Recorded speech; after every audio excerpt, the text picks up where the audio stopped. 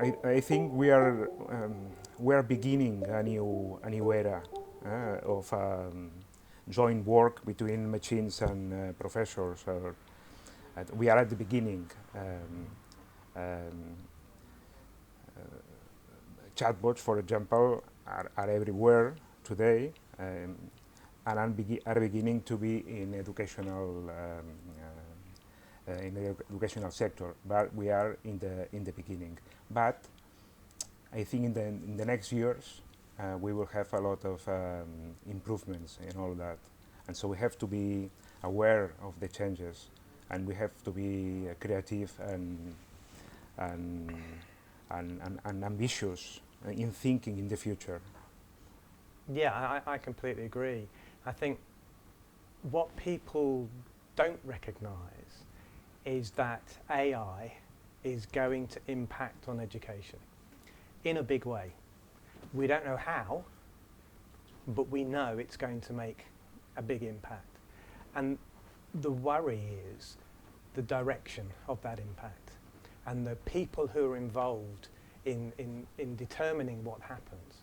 So the reason I'm so pleased to work with people from education and universities is because for me it's really important that we're part of that conversation, that we're not just the place where the AI comes to, but we engage, we help develop that conversation to make sure that the uses of the AI are actually uses that we as educators think are important, think will bring benefits. Yeah, I prefer to be part of the future that wait the future to come. Yeah, that's nicely put, yeah.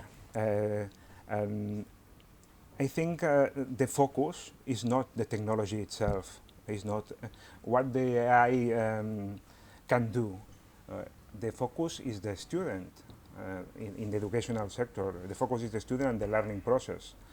So we have to do a lot of user-centered design or something like that, because we don't have to do the things because the things are possible to be done.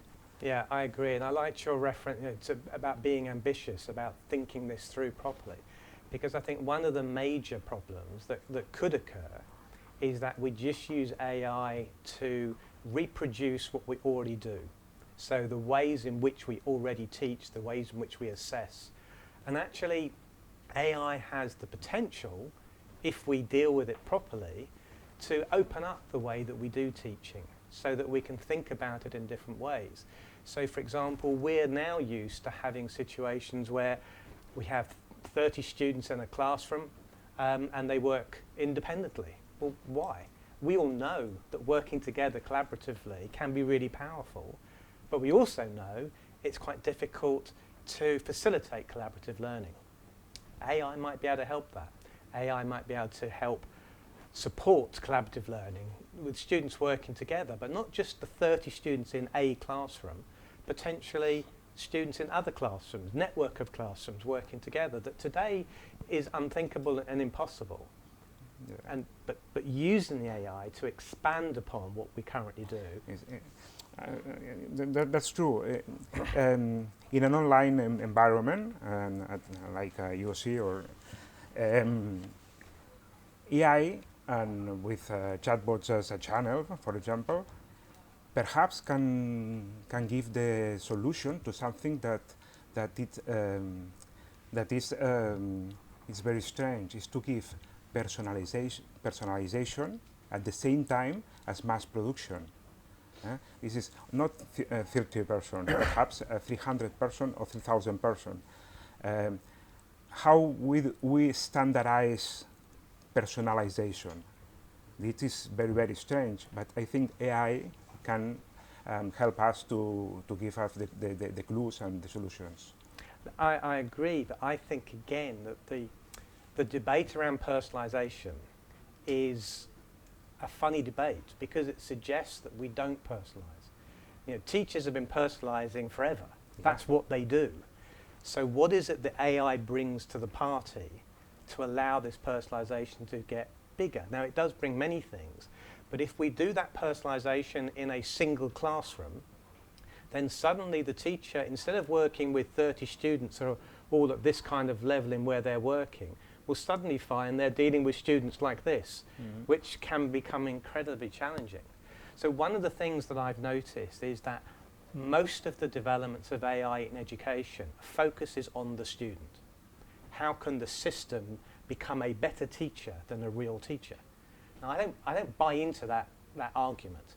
What I'm more interested in is how can we use AI to supercharge real teachers? Because as you said, it's about the machines and the humans together. The humanity, it's got to be working as a team. Yes, and so if we can supercharge teachers. And the other superpower is the 24/7 accompaniment or support. That is now it's impossible to have support at any time or any time of the day or any time zone of the world. And perhaps these technologies can help working with real professors to give this support to the students. This first intervention or this first answer. Exactly. Yeah, you know, when we use forums a lot in online distance learning, and forums are really powerful, but there's many examples when a student, they spend 30, 40 minutes working hard to do a really good post. They put their passion into it, and it gets missed. Nobody sees it, nobody responds to it, and that can be so disheartening. But the AI could identify this, could make sure that no, we draw people's attention to this so that this person doesn't. So there's many ways, I agree with you, that we can use AI in ways that take what we do now but turn it upside down and make it bigger and better. So one example, for example, is examinations. Now, I personally believe that examinations are not fit for purpose. They don't do what they claim to do. They don't measure the learning that the student has engaged with. What they do is they are an opportunity for a student to demonstrate that they're good at exam technique. But, so why do we have exams? Well, we have exams for two reasons. One is because they're easy to manage, and two, because most of the people in policy making and in running universities and running schools, they all did well at exams. So it's a kind of a self thing. But actually, why can't we use AI to do more in-depth assessment on an ongoing basis, so that it's not just what did the student do in that 3 hours, but it's what did the student do throughout their entire course. Yeah. Now, I think that's a really exciting opportunity. I think it's an opportunity to improve the quality of education, because we will have to redesign our programs in the examination part, but everywhere. And if we do things okay, and we use data in a properly way, we can improve the quality. I think it's an opportunity. It is, and I'm very excited by that opportunity, but it's also a worry.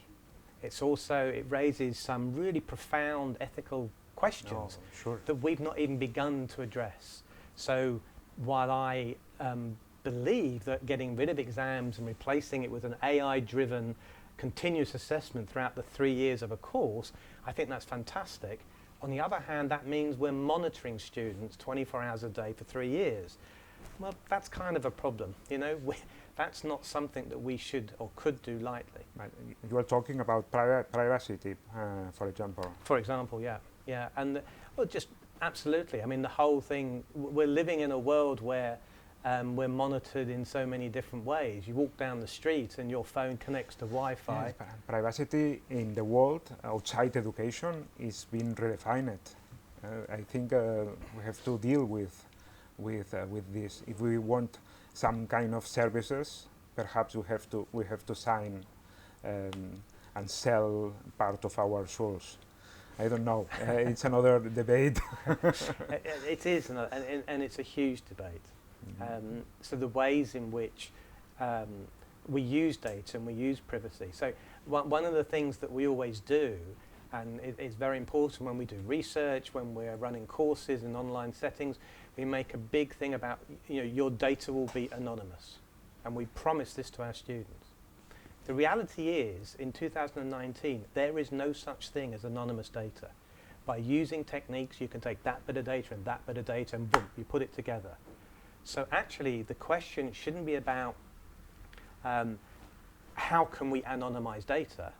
The question should be, what do we do in a world where there is no such thing as anonymous data? How do we address those issues?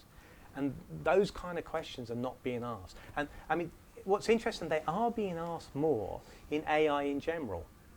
Where they're not being asked is in AI in education. And in education, we have a huge range of ethical issues to begin with.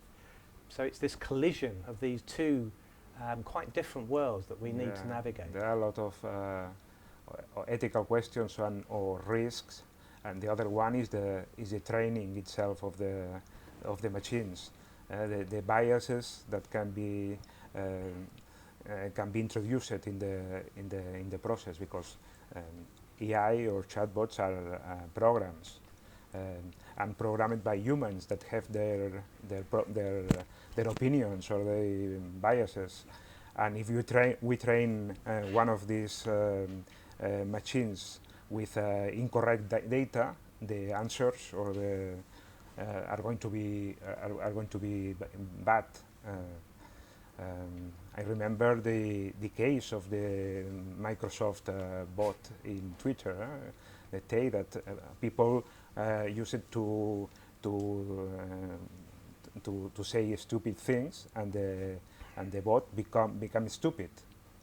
So if the questions of the artificial intelligence are trained by students, perhaps the answers are not correct, and we have to put the professor have to be in that loop. Yeah, I think that's very important. The other big example is Amazon using AI in its recruitment processes to discover that it was not recruiting any women, and the reason was not because anybody said let's design this algorithm so we don't recruit women, but it was because through their history they were downplaying the employment of women and using different parameters to judge. And so what the AI does is it learns from these little examples and it just makes them bigger and more dramatic. But in a way that's kind of interesting, because it shows us that it reveals the biases that we have as humans. Yeah. That we can then think, okay, well, we need to address those biases so that we can address the big biases. It has to be a supervision in some kind. In education, I always think in another important risk is that which is the final purpose of the machine.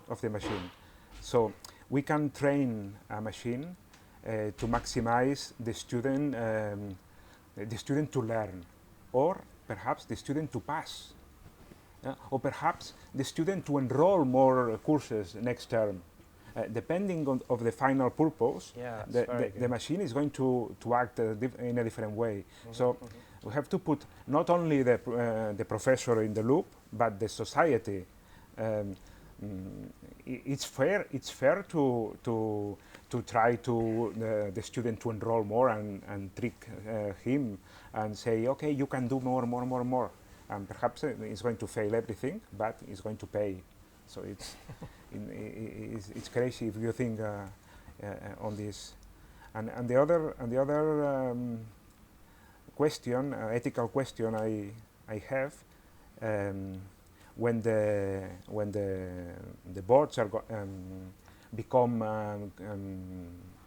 similar to humans, similar in physical appearance or personality, we have to trick the student. We have to say that he is talking with a machine or not.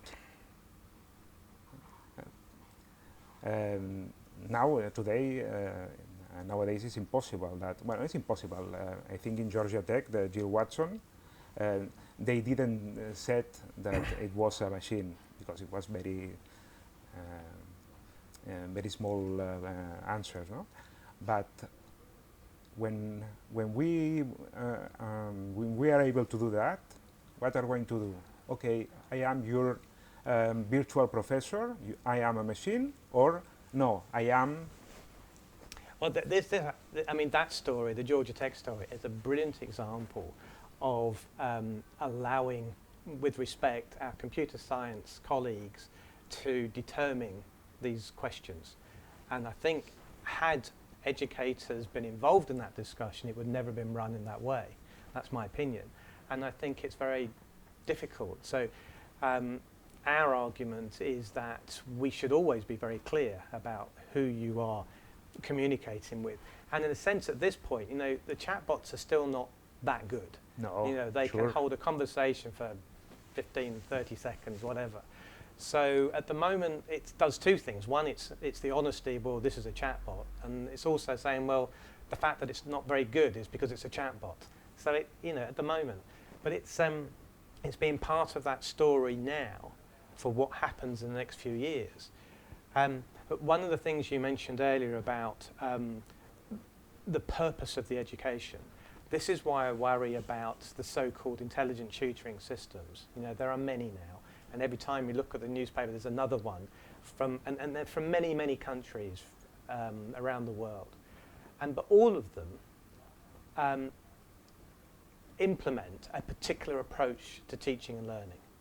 It's we, the system, are knowledgeable, and what we're going to do is we're going to guide you, the student, through a good pathway to get the knowledge that we have as the system. And we're going to do that with a little spoonful and another little spoonful, and so it goes on. Now that's a particular approach to learning that we know is perhaps not the best approach to learning. But nevertheless, those systems are huge. They're very popular. They're growing all the time. And the kind of more innovative approaches to learning are being sidelined a great deal. So that's why we as educators need to be part of that conversation. Yeah. Clearly, it's the goal is to arrive to this collaboration between real human professors and technology. This is the main purpose of the things. Not the technology itself do the things. And our vision, I always think not in what is possible to do today. I always think in the future, and we imagine professors training bots that allow them to accompany the student and reach where they cannot arrive. And we imagine this training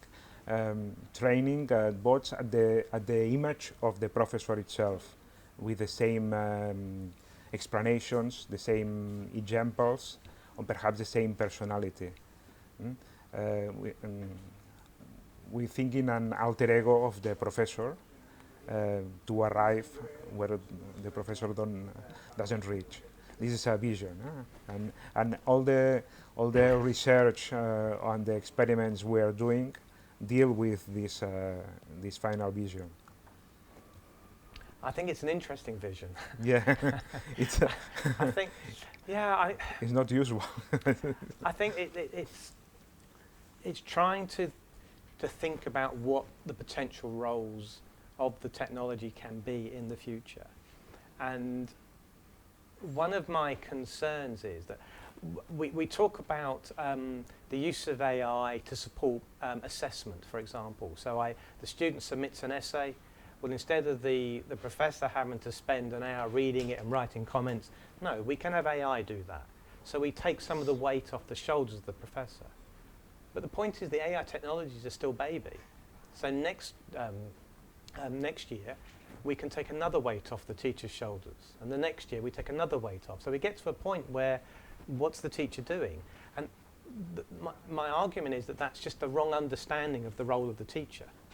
And so instead of taking weight off a teacher's shoulders, we should be putting powerful tools in the hands of teachers so that they can do what they believe is best to support their students. But on the other hand, I think it's really cool if we have, if each student, we all carry our phones, why can't that be a learning companion?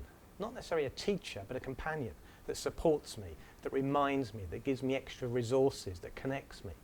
You know, that's very powerful. It's a third hand for the professor. I think in task sharing, not in job replacement. But we all know that professors do a lot of low skilling or low level task that can be done with can be done by the ones who do it very quickly, that are machines.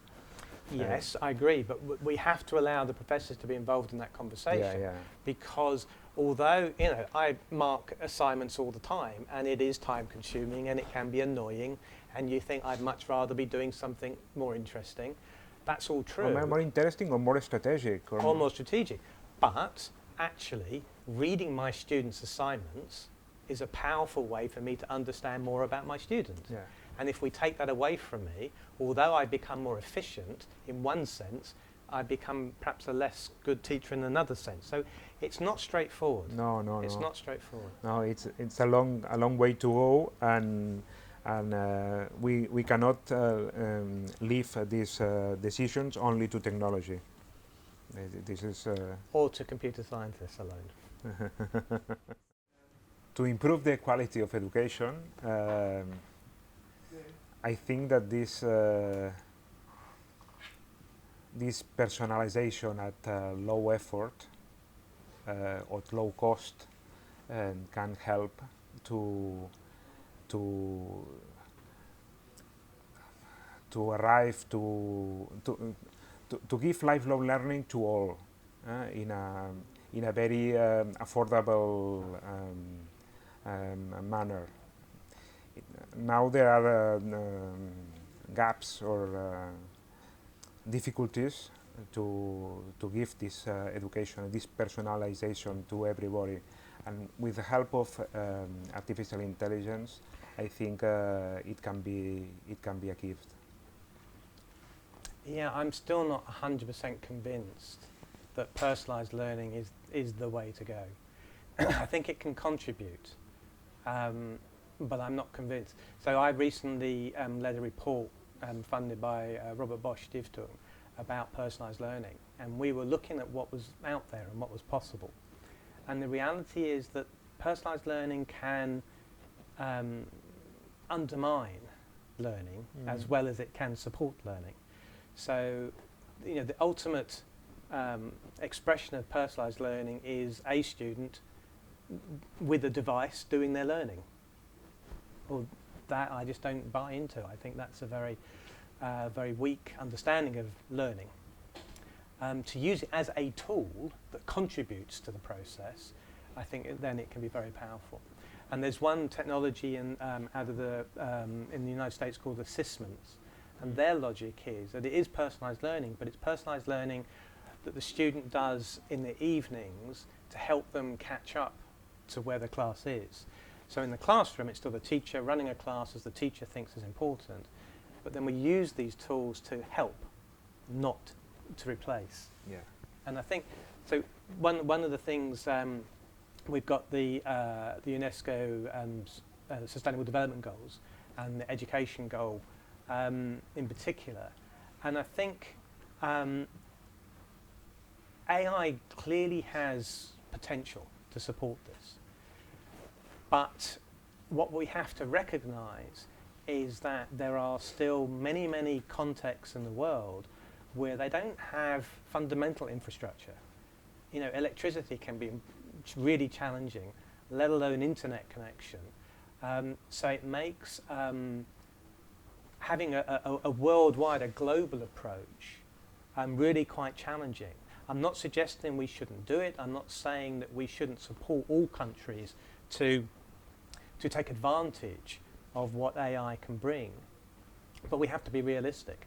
and we have to understand that actually the gap that we know already exists between developed countries and some developing countries across education, across technology and so, if we're not careful, it's going to get even bigger.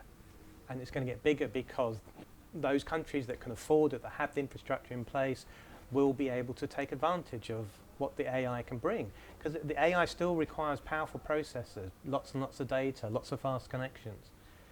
So if you've got that, then you can accelerate potentially. Yeah, but you only have to have a mobile phone to do some kind of things.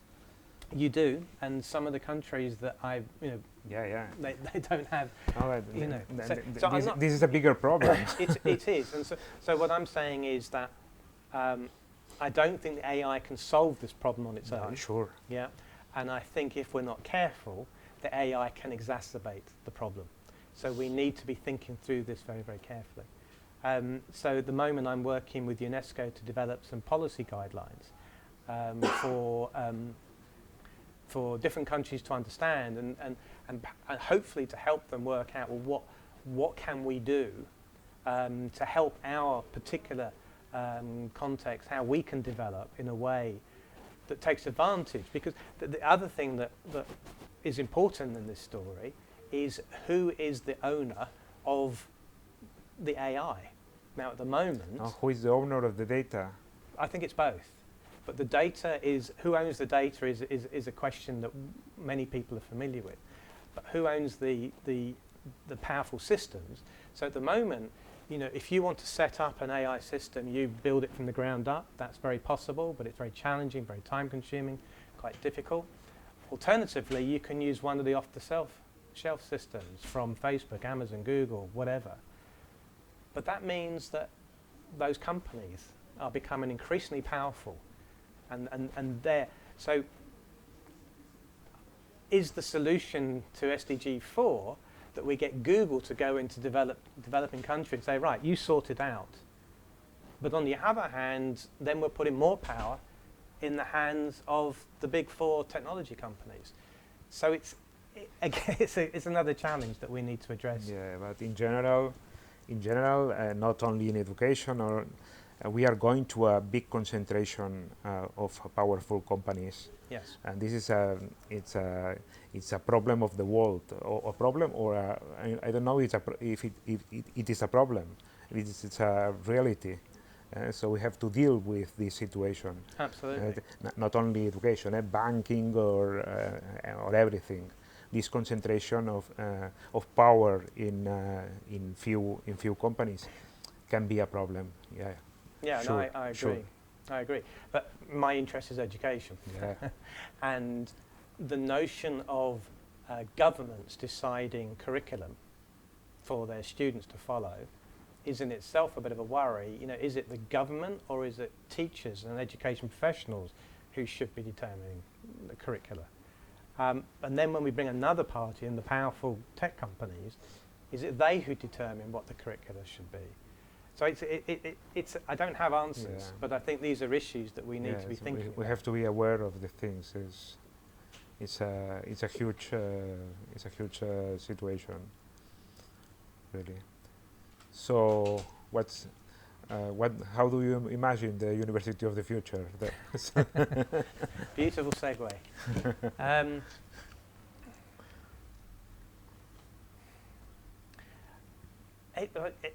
It's very challenging again, isn't it? I don't really have an answer. I think, because of the way that the economies of the world are changing, I think it's becoming increasingly more difficult for smaller universities to continue their work, and their work is important.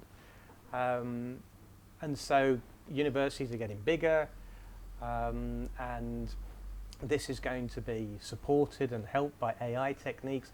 So this is AI that's not inside the classroom, but AI to support management stuff, finance stuff, recruitment, and all that kind of elements.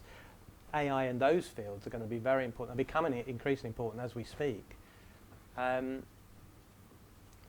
in terms of the long-term future, I don't know. What do you think? it's really difficult to think in the future. Think about the future in general. In education, it's more difficult because we don't know if in the future it is going to be a university itself. This concentration of companies perhaps is going to happen also in universities, or perhaps these big tech companies are going to be big competitors of universities. I don't know who is going to win or who is going to remain. The future is very difficult to foresee. Yeah, and when the purpose of universities, over the past 30 years, the purpose has changed. The purpose of the university has changes all the time. Yeah, absolutely. But the particular change that I'm referring to, when I went to university, it was about a learning opportunity. It was an opportunity for your brain to be exploded, for you to discover new things. And very much now, it's an opportunity to get a job. That's a very important difference. Now we have to think which is the role of the university in this lifelong learning thing that today is the most important. Some years ago it was one-time learning, and now it's lifelong learning and life-wide learning. So which is the role of the university? Which is the role of the artificial intelligence in this game? It's going to be fun. And so long as educators and learning scientists are part of the conversation now, then the chances are it's going to be better future. If we don't engage, and then this is something that's going to be done to us, which I think will not be a good future. I agree with you.